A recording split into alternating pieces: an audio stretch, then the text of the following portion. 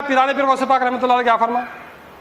میرا مرید اگر میرے مقصد کو لے چل رہا ہے، میرا جو مقصد ہے، میرا جو کام ہے، میرا مرید لے کے چل رہا ہوں اور وہ میرے منشا کے مطابق کام کر رہا، تو اگر وہ اتنی دور ہے جتنی کہ جو ہے نا مشرق سے مغرب دور ہے، اتنی دور ہے میرے سے ہونے، مگر میرے اتنے قریب ہے جتنا کہ میرا جبہ میرے جسم سے قریب ہے.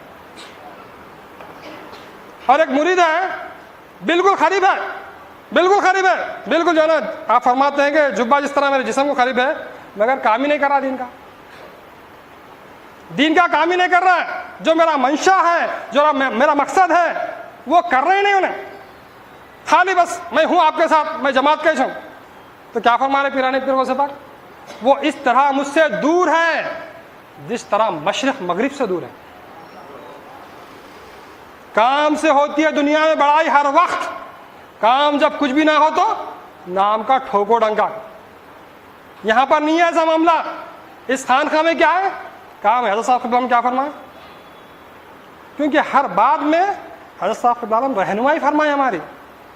حضرت صاحب کی باتیں آپ کے گھر کے نہیں ہیں. آپ فرماتے ہیں درس دیتا ہوں میں قرآن کا قرآن بن کر، قرآن کا قرآن، ہر بات حضرت صاحب کے نام کی قرآن ہے. آپ کی جو بھی بات آپ کو سمجھ میں آؤ یا مت آؤ، عثمان علی مولانا صاحب فرماتے تھے حضرت صاحب کے عالم جو بات بتا دیے، تم کو سمجھ میں آؤ یا مت آؤ، اس کو مان لو، اس پہ پر عمل پیرا ہو جاؤ، تو کیا ہوا آگے دیکھیں گے وہ یا تو قرآن کی آیت نہیں ملیں گے یا حدیث ملیں گے. آپ چلتا پھرتا ہوا قرآن ہے، آپ عملی قرآن ہے. آپ جس طرح پیرانے پیر غوث پاک فرمائے میں عملی قرآن ہوں، فرمائے میں عملی قرآن ہوں، فرمائے پیرانے پیر غوث پاک رحمۃ اللہ علیہ. تو اس طرح حضرت صاحب قبلہ عالم کا وجود بھی جو ہے نا، آپ عملی قرآن ہے. آپ کا اٹھنا بیٹھنا کھانا پینا اوڑھنا بچھونا صرف جو ہے دین اسلام ہے، دوسرا کچھ ہے کیا؟ بولا آپ یہاں جو ہے نا مبادلوں کے سینے چیر کے دیکھ لو، سوائے اللہ رسول کے کچھ بھی نہیں ملیں گا تمہارے کو. دنیا کی محبت، عیش و عشرت، بلڈنگ، جائیداد. علامہ اقبال کیا فرمائے؟ اللہ سے کرے دور تو تعلیم بھی فتنہ، اللہ سے کرے دور تو تعلیم بھی فتنہ، اولاد بھی املاک بھی جاگیر بھی فتنہ. ناحق کے لیے اٹھے تو شمشیر بھی فتنہ، شمشیر ہی کیا نعرہ تکبیر بھی فتنہ. ناحق کے لیے اٹھے تو آپ حق کے ساتھ نعرہ مارو، اللہ اللہ کے فرشتے آپ کے ساتھ ہیں، حق کے ساتھ ہو کے مارو نعرہ.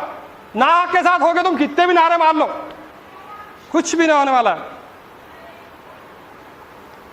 تو اس طرح صحابہ اکرام معمولی بالکل بھوکے پیاسے پیون کے جھوبے پہنے ہوئے، مگر ساری دنیا کانپ گئی تھرا کے. آج بھی حیران ہے دنیا، حیران ہے یہ کیسے لوگ تھے، یہ کیسا جو ہے نا دیکھتے ہی دیکھتے 23 سال کے اندر جو ہے نا دنیا کی کایا پلٹ دیا. ایسے کوئی بتا سکتے لوگ؟ صحابہ اکرام کے جیسے قربانیاں دینے والے کس واسطے لڑے؟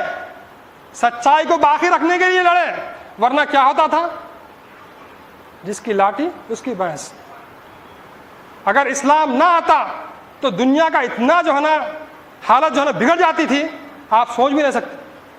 عورتوں کو ستی کے نام پہ جلایا جاتا تھا خود ہندوستان میں. آپ تاریخ اٹھا کے دیکھ لیجیے. آپ جوانی میں بھی اگر مرد مر گیا، شوہر مر گیا، آپ جاؤ، اب منو سے تو اب جینے کا حق نہیں ہے، چلو کیا کرنا، چتا جل رہی شوہر کی، چلو خاموش بیٹھ جاؤ، نہیں تو ہاتھ پیر ڈال کے بن کے جو ہے نا ڈال دو، زندہ جلا دینا. پھر بعد میں آہستہ آہستہ جب اسلام آ گیا، خوبصورتی اسلام کی جب پیش ہونے لگی، نہیں خالی ذرا سر مڑا دیں گے، ان کو سر مڑا دیں گے، اچھے کام کاج میں نہیں آنا، تم کونے میں بیٹھ جانا گھر میں. اگر پھر جو ہے نا بیوہ کی جو عظمت اسلام قائم کرا، بیوہ سے نکاح کرنا سنت ہے، مسلمان تیار ہو گئے. ہم بھی جو ہے نا بیوہ سے نکاح کرنے کے لیے تیار. ماں کے قدم کے نیچے جنت ہے، اف نہیں بولنا، ہرگز ماں باپ کو اف نہیں بولنا، قرآن میں ہے. کیسی عظمت قائم کرا اللہ تعالیٰ. اگر دیکھو کسی کے 3 بیٹیاں ہیں، وہ اپنے بیٹیوں کو پال پوس کے نیک صالح شوہر کو نکاح کر کے دے دے، تو حضرت صلی اللہ علیہ وسلم فرمائے وہ اور میں جنت میں اس طرح رہیں گے. جس طرح شہادت کی انگلی اور بیچ کی انگلی بالکل قریب ہے، اس طرح میرا قریب ہوگا وہ شخص. کیسی عظمت، یہ اسلام قائم کرا.